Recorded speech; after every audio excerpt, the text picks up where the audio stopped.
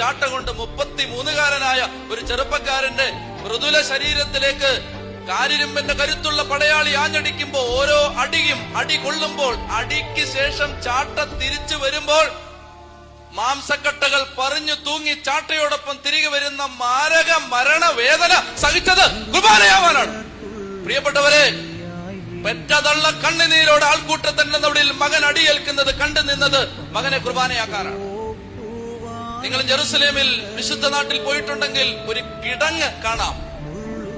രാത്രി മുഴുവൻ അടികൊണ്ട് വേദനിച്ച് ശരീരം അവനെ വീണ്ടും വസ്ത്രം ധരിപ്പിച്ച് രാത്രി മുഴുവൻ ഒരു കിണറ്റിലേക്ക്, പൊട്ടക്കിണർ പോലൊരു കിടങ്ങിലേക്ക് കപ്പിക്കകത്ത് കയറിട്ട് തൊട്ടി കിണറ്റിലേക്ക് ഇറക്കുന്നത് പോലെ യേശുവിനെ കയറുകൊണ്ട് വരിഞ്ഞു കെട്ടി ഒരു കിടങ്ങിലേക്ക് ഇറക്കി രാത്രി മുഴുവൻ ആ കിടങ്ങിലാണ് ഇട്ടത്.